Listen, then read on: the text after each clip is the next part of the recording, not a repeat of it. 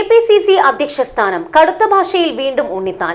കെ.പി.സി.സിക്ക് അധ്യക്ഷൻ ഉണ്ടായില്ലെങ്കിൽ പാർട്ടി സംവിധാനം പൂർണ്ണമായും തകരുമെന്ന് രാജ്മോഹൻ ഉണ്ണിത്താൻ.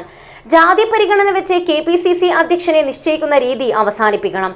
തന്റെ നിലപാടും ആഗ്രഹവും നേതാക്കളെ അറിയിച്ചിട്ടുണ്ടെന്നും രാജ്മോഹൻ ഉണ്ണിത്താൻ.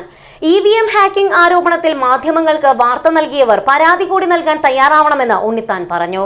പുറത്തുവന്ന വിവരങ്ങൾ ശരിയാണെങ്കിൽ തെരഞ്ഞെടുപ്പ് അട്ടിമറിയാണിതെന്നും അന്വേഷണം നടത്തണമെന്നും ഉണ്ണിത്താൻ ആവശ്യപ്പെട്ടു. Bhima jewellery, press club junction, Kasaragod. ജാതി സമവാക്യങ്ങളുടെ പേരിൽ കേരളത്തിൽ തീരുമാനമെടുക്കുന്നതിൽ നിന്ന് പാർട്ടി പിന്തിരിയണം. കാരണം കഴിഞ്ഞ അച്യുതാനന്ദൻ മുഖ്യമന്ത്രിയായിരിക്കുമ്പോൾ പിണറായി വിജയനാണ് കേരളത്തിലെ പാർട്ടി സെക്രട്ടറി. ഒരേ സമുദായത്തിൽപ്പെട്ടവരാണ്. കഴിഞ്ഞ പിണറായി വിജയന്റെ ക്യാബിനറ്റിൽ 10 മന്ത്രിമാർ ഒരേ സമുദായത്തിൽപ്പെട്ടവരാണ്.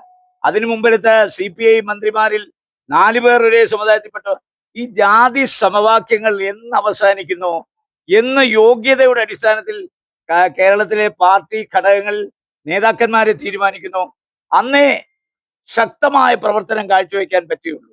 അപ്പോ പാരമ്പര്യം, പൈതൃകം, പ്രവർത്തന മികവ്, അതുപോലെ തന്നെ നിലപാടുകൾ ഉള്ള ആളായിരിക്കണം KPC പ്രസിഡന്റ്. അതേ ഞാൻ പറഞ്ഞിട്ടുള്ളൂ. ഈ ഉന്നയിച്ചിരിക്കുന്ന ആരോപണം ആർക്കെതിരെയാണോ ഉന്നയിച്ചിരിക്കുന്നത് അത് ഗുരുതരമായ അഴിമതിയാണ്.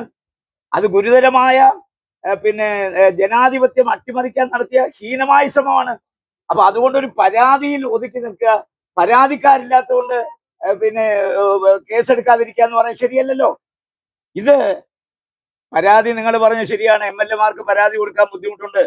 MLA മാരല്ലാത്തവരുണ്ടല്ലോ, അവർക്കറിയാമല്ലോ. ആരാണോ ഈ വാർത്ത മാധ്യമങ്ങൾക്ക് കൊടുത്തത് അവര് രേഖാമൂലം പരാതി ഹോം മിനിസ്റ്റർ കൊടുക്കണം.